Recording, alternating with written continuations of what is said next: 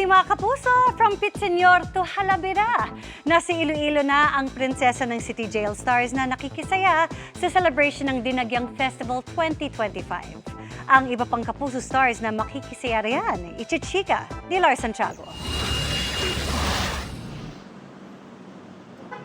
Maaga sa airport ang mga bituin ng prinsesa ng City Jail na sina Allen Ansay, Will Ashley at Dennis Laurel para sa flight nila papuntang Iloilo para makibahagi sa pagdiriwang ng Dinagyang Festival.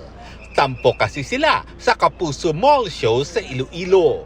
Nakakatawa rin po Tito Lar kasi marami rin po talaga kaming mga fans po din ni Sophie na mga ka-Team Jolly na nagme-message po sa akin ngayon na finally daw magkikita-kita kami sa Iloilo. Happy ako Tito Lar na makasama sa Dinagyang Festival kasi it's my first time going to Iloilo.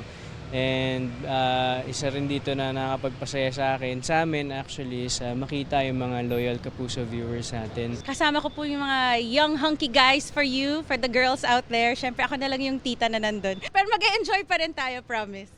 Lalong inspirado ang cast ng prinsesa ng City Jail na i-promote ang series dahil sa magandang suportang nakukuha nila sa mga manonood. First week pa lang po talaga Tito Lar, dami na po talagang kumbaga sumuporta.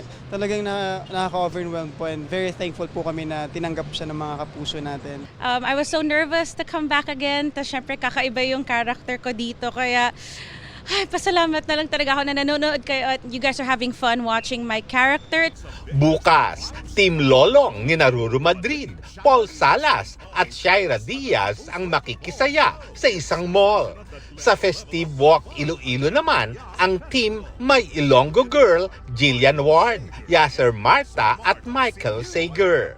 At sa linggo naman, January 26, ihahatid ng GMA Regional TV at Synergy ang special coverage ng Dinagyang Festival 2025. May live streaming yan sa website ng GMA Regional TV at may update sa social media pages ng GMA Regional TV, GMA Regional TV News at GMA Integrated News.